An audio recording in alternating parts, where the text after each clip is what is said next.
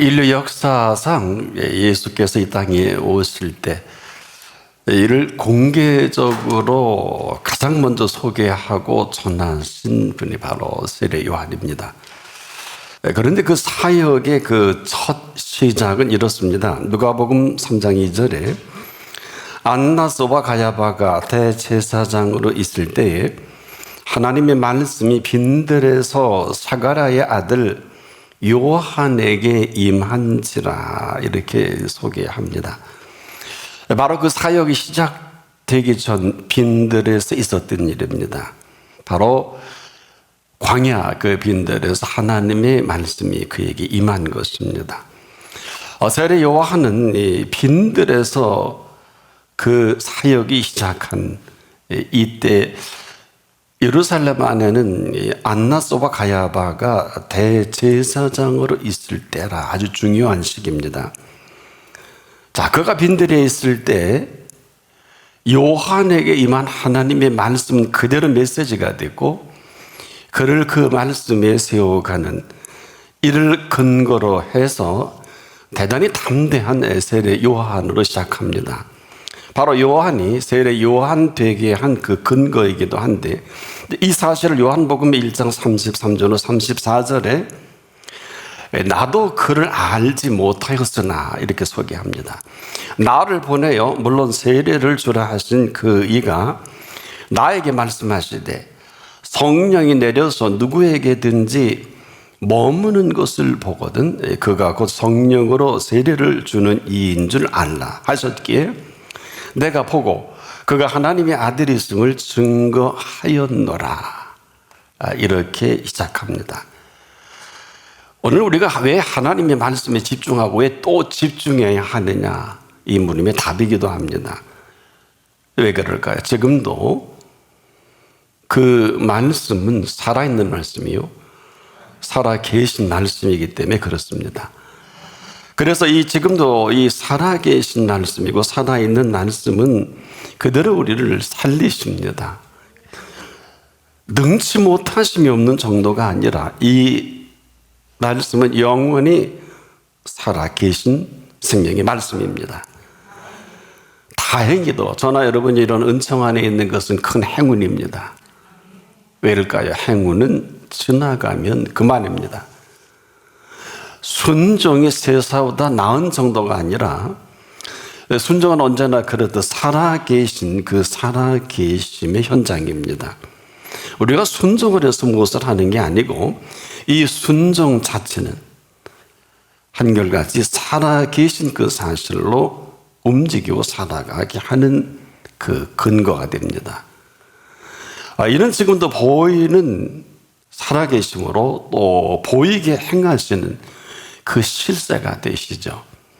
그래서 일찍이 아모스에게 아모스 3장 7절에 하나님께서는 자기의 비밀을 그 종 선지자들에게 보이지 아니하시고는 결코 행하심이 없으시리라 하신 이유입니다. 바로 움직인다, 행한다 이 주도가 하나님께 있다는 것입니다. 지금도 이 피조 세계를 움직이시는 유일한 움직임의 실체이시기도 합니다. 저나 여러분 이만큼 살아있게 하시는 그분이십니다. 그 덕택으로 오늘 제가 여기 서 있고 여러분도 이 자리에 이렇게 올 수 있도록 우리가 늘 푸른 하늘을 봅니다. 얼마나 감동적인지 모르겠어요. 흘러가는 흰구름 사이로 빛이 고개를 내민 낮에 나온 반달을 보게 됩니다. 그리고 그 세계 가운데 우리를 살게 하신 그래서 지금도 모든 세계에 비춰지는 이 빛으로 보게 하셨고 그런데 이제는 눈으로 배울 수 있게 하셨습니다. 귀로만 지금까지 듣는 우리였다면 이후로는 눈으로 볼 수 있게 하신 그 세계 오늘 그 세계를 볼 수 있게 하신 그 실체이시기도 하죠. 그래서 지금도 모든 세계가 그렇듯 우리에게 보이게 하시는 이 세계를 볼 수 있어야 한다. 만약에 이걸 제대로 보지 못하는 무주만 아니라면 그렇게 살 이유가 없지요. 자, 내 것이 아닙니다. 내 소유가 아닙니다. 내 것이어야 하는 것이 아니라 주신 것이요, 주신 소유로 마음껏 베풀어 주신 그 기쁨과 그 즐거움입니다. 우리는 이 기쁨과 즐거움으로 살아가면 되는 것입니다. 어디서? 그 사랑의 동산에서 그분과 함께 거닐게 하신 그 동산입니다. 우리를 만족해 하신 그 기쁨의 동산입니다. 눈을 들어 보게 하신 산 얼마나 아름답습니까? 저토록 아름다울 수 있는 이유는 뭘까요? 아직도 멈추지 아니하시는 그 사랑의 까닭입니다. 그러다가 이 산 꼭대기에 불이라도 품어내 버리신다면 우리는 매우 당황할 것입니다. 그럼에도 그 산은 더없이 아름답습니다. 그 산이 거기 머물러 있으면 언제 어느 때라도 우리가 오를 수 있게 한 산일 뿐 아니라 때로는 그 산깃을 가지라도 아름답기만 한 그 산을 선물로 주신 산입니다. 그래서 왜 눈을 들어 산을 보라 하셨는지 이제 조금 알 것 같습니다. 그 산은 그 산이 아니라 그 산을 지으신 분을 마음껏 볼 수 있게, 볼 수 있도록 하신 산입니다. 빈들이면 어떻게 했어요? 광야하면 또 골짜기인들 울창한 숲을 관계할 것이 없는 것은 오늘 우리가 밟을 수 있게 하신 이 사실 하나만으로도 삶의 큰 감동이 행복입니다. 우리가 이런 땅을 밟을 수 있도록 언제라도 허락하시는 것은 아닙니다. 언젠가는 밟을 수 없을 때가 옵니다. 아직은 호사를 저와 여러분이 누리고 있습니다. 언제든 골짜기마다 헤집고 다니면서 이 재미가 쏠쏠합니다. 실개천 가까이 흐르는 물에 언제든 손을 담글 수 있지 않습니까? 그 사이 바위에는 언제든지 걸터 앉을 수 있는 아주 좋은 장소이기도 합니다.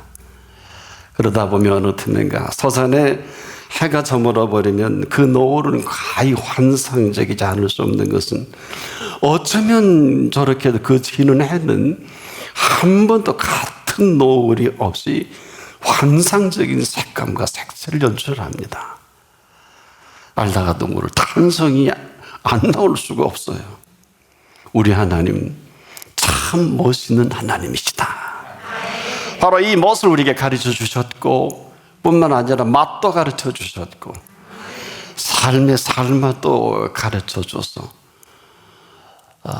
이 삶의 맛을 안다는 거 행복입니다. 언젠가 하나 책을 썼어요. 삶의 맛을 아는 사람들의 실체에 대해서 가르쳐 주신 것들입니다. 바로 아무도 모를 그 비밀을 열어 보이셔서 결코 보이지 않고는 행하심이 없는 그분 앞에 오늘 불러주신 이 자리입니다. 얼마나 아름답고, 근데 그 나라는 얼마나 더할까요?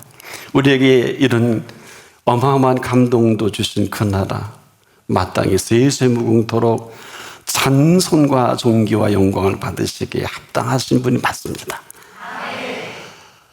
이렇게 오늘 아름답게 풍요롭게 배설해 놓으시고 우리를 부르신 이 자리를, 또 이 한 해가 기대가 되는 것은 새로운 피조물로 엮어놓은 모든 일들이 기대가 됩니다. 그날이 지금 우리를 찾아준 것입니다. 이 모든 사실들은 우리로서는 알 수도 없고 예측 불허입니다. 그 깊고 오묘하신 이 창조의 깊이와 높이와 넓이는 아무도 알 수가 없습니다. 더구나 오직 사랑 하나로 꾸며놓으신 이 동산이기도 합니다. 그래서 또 다른 별칭을 나의 사랑이라 하셨고 나의 어여쁜 자라. 일찍 일어나 포도로라 가서 포도움이 돋았는지 꽃술이 퍼졌는지 석류꽃이 피었는지 보자. 거기서 내가 나의 사랑을 내게 주노라 합한 채가 향기를 품어대고 우리의 문 앞에는 각양 귀한 실과가 새것 묵은 것이 구비하였구나. 내가 나의 사랑을 위하여 쌓아둔 것이로구나. 아가서 7장 12절로 13절입니다. 이런 이 사랑의 마음을 활짝 열어놓으신 이 은총 앞에 오늘 우리를 걷게 하신 그 기쁨의 동산이요 즐거움의 행보입니다. 그래서 이 말씀이 조금도 손색이 없잖아요. 또 여호와를 기뻐하라. 저가 네 마음의 소원을 이루어 주시리로다. 이런 당연함으로 이뤄놓으신 이 당연한 이 사랑의 부담을 안고 우리를 부르시는 것입니다. 근데 우리는 너무 쓸데없는 곳에 당연함으로 빠져 있을 때가 얼마나 많습니까? 그런 저와 여러분에게 허락하신 이 당연한 기쁨이요 당연한 즐거움이기도 합니다. 또 이 사실뿐 아니라 이 사실로 채워놓으셨어요. 풍성이라는 표현이 맞고 내 것이 누려질 땐 풍요가 될 것입니다. 우리가 이 사랑에 무례히 행치만 않는다면, 그래서 사랑은 무례히 행치 않고 하는 게 맞아요. 우리가 무례히 행치만 않는다면 세상 탁월은 그의 기탄 자리에서 이렇게 말한 일이 있습니다.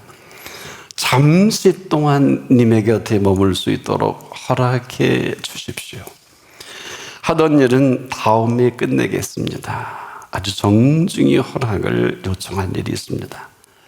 그는 계속해서 님의 모습이 멀리 있으면 내 가슴은 잠잘 수도 없으며 쉴 수도 없습니다. 더욱이 하는 일은 고통만 쌓여 있는 끝없는 바다의 괴로움이 될 뿐입니다. 이런 것입니다.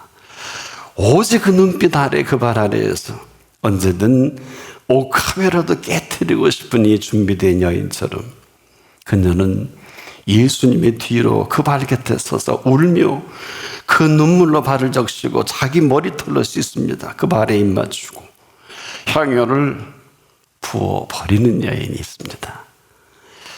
이 여인, 예수의 무덤을 처음 찾아간 여인입니다. 안식구 첫날 이른 아침 어두울 때 막달라 마리아가 무덤에 와서 돌이 옮겨온 것을 봅니다. 요한복음 20장 1절에 합니다. 그대로 다시 달려가서 제자들 베드로에게 이런 사실을 전합니다. 함께 와서 보니 세마포와 머리에 쌌던 수건이 따로 잘 개어져 있습니다. 그런데 안타깝게도 성경은 이 사실을 이렇게 기록을 합니다. 저희는 성경에 그가 죽은 자 가운데서 다시 살아나야 하리라 하신 말씀을 아직 알지 못하더라. 이 여인 무덤 밖에 서서 울고 있어요. 그는 발이 떨어지질 않습니다. 다시 울면서 쿠표로 세 번째 무덤을 살핍니다.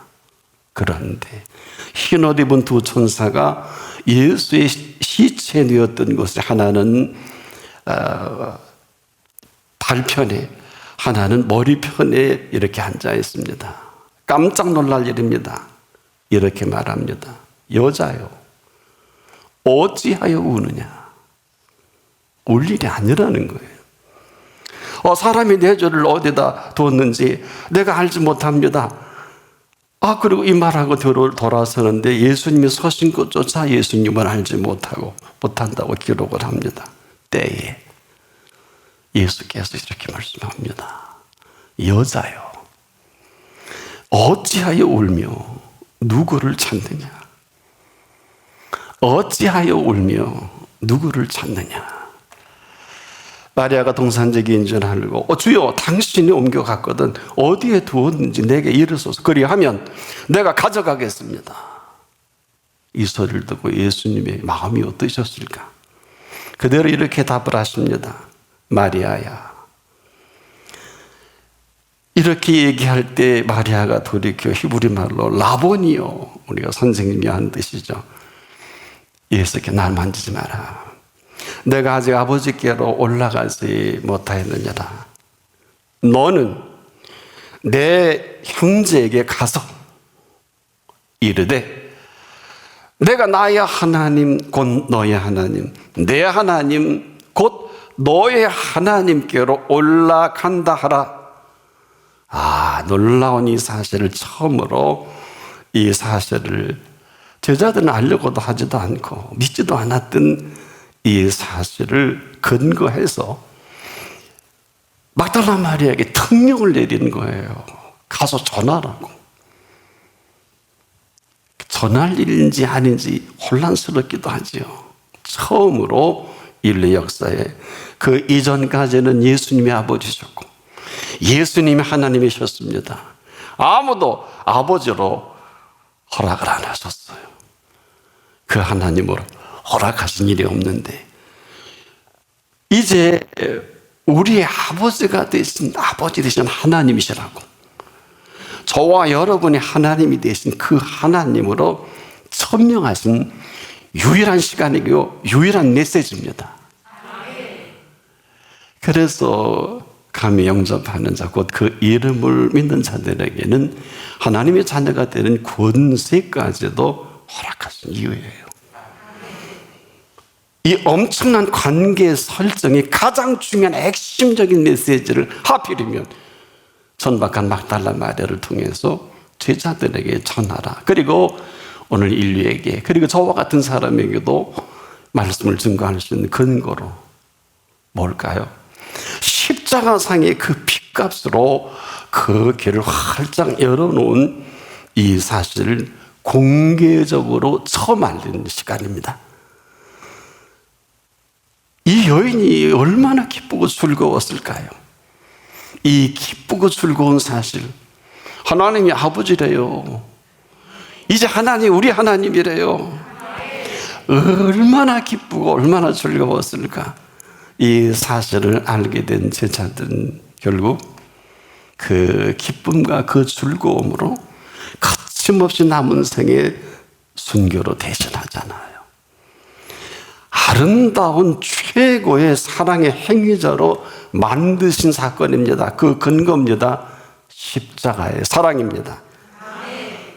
지금 이 살아계신 하나님께서는 오늘 우리에게 저와 여러분에게 아버지가 되신 하나님이시고 오늘 저와 여러분에게 하나님이 되신 하나님이십니다.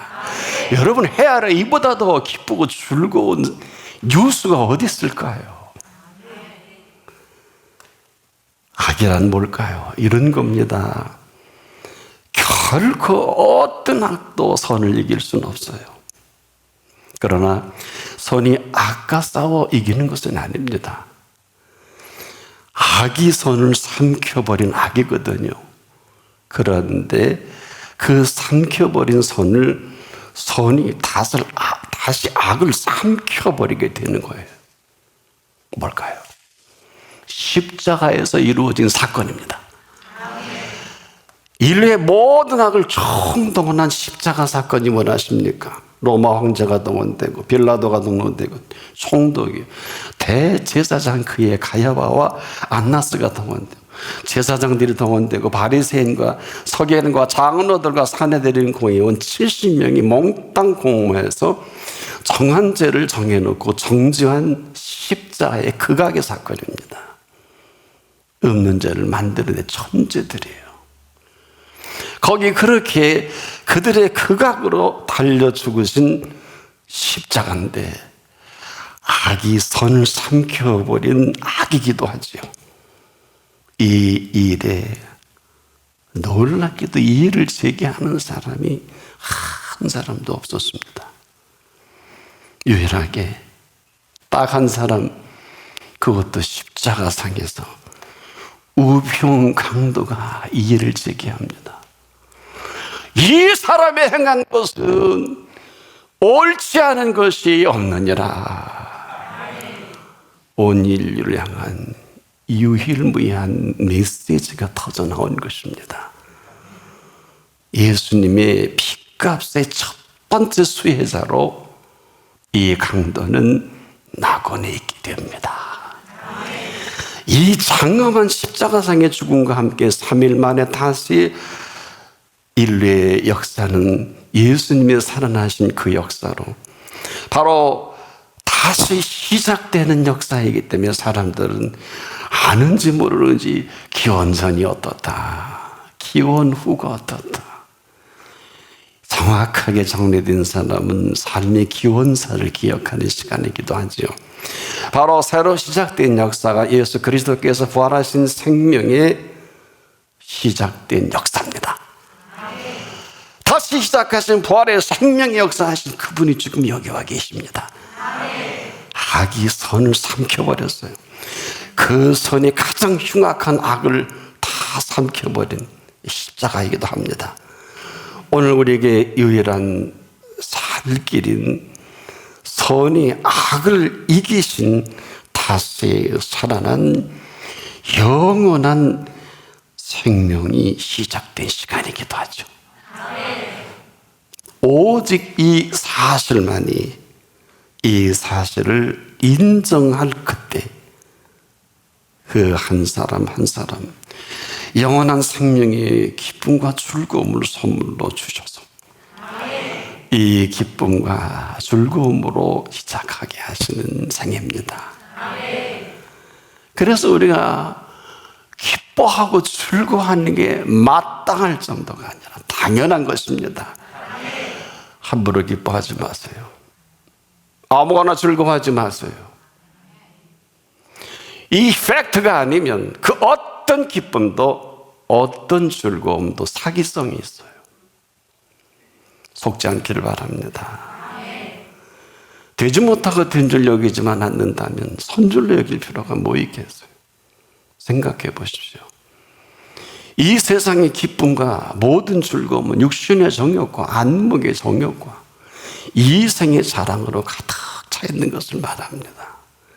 그러나 십자가에서 피 흘리고 죽은 자 가운데 3일 만에 다시 살아나신 영원한 생명의 시작은 위로 허락하는 기쁨과 즐거움으로 시작하신 생명의 시작입니다. 때문에 이 생명에 그리고 이 즐거움으로 하루를 살다가도 1000년을 2000년을 살아도 맛보지 못한 그 기쁨과 즐거움입니다. 그래서 그리스도인은 이 생명으로 살아가다가 늙어가지 않아요. 그리스도인은 늙어가는 것이 아니라 생명의 열매를 맺어갈 뿐입니다. 이런 그리스도인은 노후를 걱정하지 않습니다. 걱정할 필요가 있고 없고는 이 사람과는 아무런 관계가 없어요. 왜? 이 기쁨과 즐거움을 허락하실 때 각양 좋은 은사와 온전한 선물들을 빛들의 아버지께서 한량없이 부으신 실체입니다.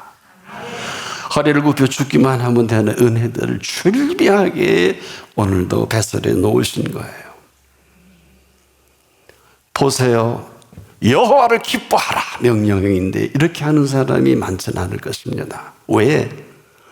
그가 그 마음의 소원을 이루어 주시리로다 이쯤 되면 이것은 우리의 소원이 아니라 우리를 아버지가 되시고 우리 하나님이 되신 소원입니다. 기뻐하시는 뜻을 따라 너희 안에 행하시는 하나님이시라 그랬어요. 얼마나 엄청난 이 약속과 축제를 활짝 열어놓은 그 앞이 잊지 않기를 바랍니다. 그래서 그 기쁨과 즐거움으로 시작하는 그 기쁨과 즐거움으로 살아가게 하시는 이 삶을 시작하게 하신 영원한 생명의 기쁨과 즐거움을 빼앗기지 마십시오. 이런 기쁨과 즐거움으로 시작되게 할 것이냐 그렇지 않을 것이냐는 오늘 내가 결정이에요. 바로 그 기쁨을 외면하지 마시고 그 즐거움을 거절하지 마시고 이제 그 주신 기쁨과 즐거움으로 이제라도 늦은 건 아닙니다. 삶을 생애를 다시 시작하는 여러분 될 수 있기를 바랍니다.